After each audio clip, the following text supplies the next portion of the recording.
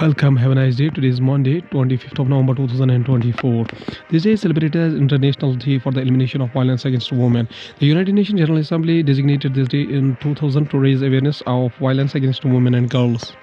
The day was chosen to honor the Mirabal sisters, three political activists from the Dominican Republic who were murdered in the 1960s. Our women's rights activists have observed this day since 1981. Starting the newspaper with the world news, including United States condemns killing of Rabi in United Arab Emirates. Israel says a murder in anti-Semitic act of terror. White Russian plane catches fire upon the landing in Turkey. All passengers crew safely evacuated. Iran moves response to Israeli airstrikes aimed at escalating tensions. Fighting tribes in Pakistan agree to a ceasefire after deadly clashes. Ukraine's new missile parallel summits and more roundup of world news this week. Israeli Moldovan citizen missing in United Arab Emirates as suspected terror incident under investigation. Now from the Hindu newspaper, we have a brief discussion. Ukraine shows fragments of new Russian missile after Ornishnik strike. A reporter films parts of the missile that were collected for the examination from the impact site in the town of Dnipro following an attack on November 24, 2024 at a forcing expert center in an undisclosed location in Ukraine. Oleg, one of its investigators, said that investigators are examining the fragments and will later provide answers on the characteristics of the missile. Ukraine on Sunday, November 24, 2024, showed journalists fragments of the Russian missile used to strike the city of Dnipro last week, after Moscow said it had tested its new Orshnik ballistic missile. Russia on Thursday carried out a strike on the city, which President Vladimir Putin said was a test of its new Orshnik hypersonic intermediate-range ballistic missile (IRBM). Ukraine's SBU security displayed metal fragments ranging from bulky to tiny on fake grass in front of a camouflage netting at an undisclosed location Sunday. AFP journalists saw the SBU did not name the missile used but said it was a type that had not been seen before. Mr. Putin has promised more combat testing of the Orshnik missile and said it will go into serial production. Ukrainian President Volodymyr Zelensky has called the strike the last bout of Russian madness and appealed for updated air defense system to meet the new threat. The head of the Ukraine's military intelligence has said Kyiv near several prototypes of the missiles had been produced before it was fired. United States agency conducted due to diligence on Adani's Sri Lanka project, Bloomberg reports billionaire Gautam Adani. The United States International Development Finance Corporation had not reached a final agreement on the loan, an official with the legacy said in an email. A United States agency that agreed to lend more than $500 million to the Sri Lanka port development backed by the Adani Group said it is still conducting due diligence on the project in the wake of the bribery allegation against the group's billionaire founder Gautam Adani and other top executives, Bloomberg News report on Sunday, November 2024. Now going towards the Hindustan Times newspaper, states that betrayed India leads revolt at Conference of Party. Activists participate in the demonstration for climate finance at the Conference of Party 29 Climate Summit. The Conference of Party 29 climate talks ended in unprecedented acrimony early on Sunday as India led a fiery pushback against what is called a stage-managed climate finance deal moments after the Azerbaijan presidency hastily gave through a contentious proposal amid the celebrations with the United Nations and Conference of Party 29 presidency officials embracing. India was the first to reject the decision for not reflecting the priorities of the global south, a dismissal since endorsed by several developing countries and blocs including the like-minded developing countries and Nigeria. 3 dead in clashes over the mosque survey in Uttar Pradesh. Police tried to control the situation after the violence erupted during the second survey of the Jamia Masjid, claimed to be originally the site of an ancient Hindu temple in Sambhal on Sunday. At least 3 people were killed and dozens, including security personnel, injured after the protesters opposing a court ordered a survey of a mosque clashed with the police in the Sambhal city of Uttar Pradesh on Sunday, officials aware of the matter said. Tension was brewing in the area since Tuesday after a civil court directed the Advocate Commissioner to conduct a survey of the Mughal-era Shahi Jama Masjid. The court order came on a petition filed by an advocate Vishnu Shankar Jain and 6 others claiming that the mosque was built after razing a Hindu temple in 1529. An initial survey of the mosque was held the same day. Now going towards the economy of the country from the business point of view, civic voice of why municipal corporations struggle for revenues mirrors India's faltering urban development agenda. The elasticity of the property tax revenue is the predominant source of the tax revenue for municipal corporation can be improved through adopting property tax formula which are more reflective of property valuation. Municipal revenue receipts, which were subdued during the 2020 to 21, grew by 22.5% in the 2021 to 22, mainly due to the rise in non-tax revenues. Weak industrial activities, sluggish urban consumption may drag Q2 GDP to 6.5%, median of estimates by 12 economists. The GDP data for July to September month is scheduled to be released by the National Statistics Office (NSO) on November 29 at 1600 IST. The GDP growth estimates ranges between 6.2 to 6.9% for July to September. A sharper moderation in exports than imports is also seen weighing on Q2 growth, with the drag estimated to be of about 1.1% points as compared to the contribution of 0.7% percentage point in Q1. Sonal Verma, Nomura's chief economist for India and Asia ex-Japan, said, adding that overall India is the seen to have entered a cyclical growth slowdown. Now going towards science and tech, we have the discrepancy between the satellite data of farm fires and air pollution. Some experts have advanced for the possibility of using agriculture residue as a fuel to help curb the practice of burning stubble. In an affidavit to the Supreme Court, the CAOQM said ISRO plans to evaluate the usability of the data from the various satellites to identify farm fires.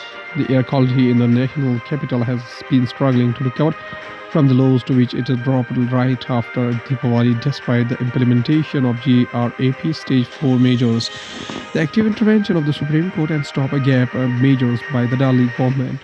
Many fingers are currently pointed at the farm fires in the surrounding states, where the farmers are burning paddy stubble in the time of harvest for the wheat sowing season. While these fires are not as solely responsible for Delhi's plight, a controversy over the measuring their prevalence illustrates the amount of attention they are receiving. How are the fires counted? Farmers in the Punjab and Haryana sow rice in the Kharif season and harvest in the November month, using the summer monsoon to quench the crop's high water demand. After the rice is harvested, they need to clear the leftover organic material, called the paddy stubble, in order to make a way for the next sowing season. For reasons of time and cost, they have traditionally preferred to burn the stubble. IMA chief calls for the central law to protect doctors, criticizes anti-F recommendations. The Indian Medical Association (IMA) has criticized the recommendations of the Supreme Court Constitutional National Task Force (NTF) on the safety of doctors. Particularly, it stands against the need for a central law for their protection. Speaking to The Hindu during his recent visit to Hyderabad, IMA National President R.B. Ashokan called the NTF's approach elitist and out of touch with the realities faced by the medical professionals at the grassroots level. We feel let down by the members of the NTF, many of whom are insulted from the risks faced by the doctors working in the villages and tier 3 cities. These are allied doctors operating from well-protected environments cannot understand the fears of those in vulnerable setting, Dr. Ashokan said. The call for the central law comes in the wake of the rising cases of violence against medical professionals, including the recent alleged rape and murder of the trainee doctor at the Ajika Medical College and Hospital in Kolkata.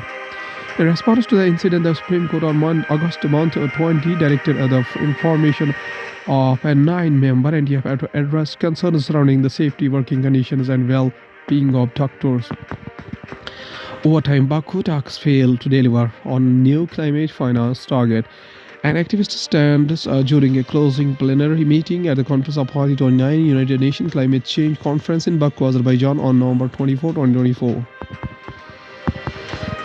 A roadmap was adopted to aim to mobilize $1.3 trillion annually by 2035, with the developed countries agreeing to lead efforts to pool in $300 billion annually as a base figure. After running into overtime, the Conference of Parties 29 at Baku in Azerbaijan, hosting 198 countries for nearly a fortnight, finally adopted a roadmap on a weaker form of an agreement to say in traditional climate talks parlance, while setting the stage for kick-starting United Nations approved carbon markets. The conference failed to deliver on the main goal, a new collective quantified goal on climate finance and security. Amidst opposition and protests, a deal was agreed upon early Sunday to aim to mobilize $1.3 trillion a year by 2035, with the developed countries agreeing to lead efforts to pool in $300 billion a year as a base figure. The NCQG refers to money that will be given to developing countries by developed countries to help the former meet their goals through transition away from the continued use of fossil fuels and to curb greenhouse gas emissions. Developing countries were insisting on mobilizing $1.3 trillion annually to this end. Developed countries have mobilized and transferred $115 billion in 2021-22, though not all countries agree, but per the Paris Agreement, a new target higher than $100 billion had to be agreed upon by 2025. This new finance goal is an insurance policy for humanity aimed worsening climatic impacts hitting every country, said Simon Steele, Executive Secretary of United Nations Climate Change. But like an insurance policy, it also works if premiums are paid in full and on time. Promises must be kept to protect billions of lives. It will keep the clean energy boom growing, helping other countries to share these huge benefits. More jobs, stronger growth, cheaper and cleaner energy for all. At last, there's a famous philosopher of India, that is Rabindranath Tagore, was a multifaceted genius from India, renowned for his significant contributions to literature, music, philosophy, and social reform. Here is a glimpse into his extraordinary life and achievements. A literary titan, poetry and prose. Tagore was a prolific poet, crafting works like a Gitanjali song offering, which earned him the Nobel Prize in the Literature in 1930. His poetry explored themes of love, spirituality, and beauty of the nature. He also wrote numerous short stories, novels, and plays revolutionizing Bengali literature. He was also a song composer. He composed the countless songs, many of which became anthems of India's independence movement. His songs, known as the Rabindra Sangeet, are still widely popular and performed today. He was also a social reformer. Education. Tagore founded a Vishwa Bharati University, a renowned institution that emphasized internationalism and cultural exchange. From the rural development point of view, he worked tirelessly to improve the lives of rural people, promoting self-sufficiency and sustainable development. He was a philosopher, humanism and spirituality. Tagore's philosophy was rooted in humanism and spirituality. He advocated for universal brotherhood and the importance of the individual freedom. From the legacy point of view, Rabindranath Tagore's legacy extends far beyond India. His works have been translated into numerous languages and his ideas continue to inspire the people worldwide. He is often referred to as the Bard of the Bengal and the Gurudev Kobi Guru Biswa Kobi, venerable teacher of India.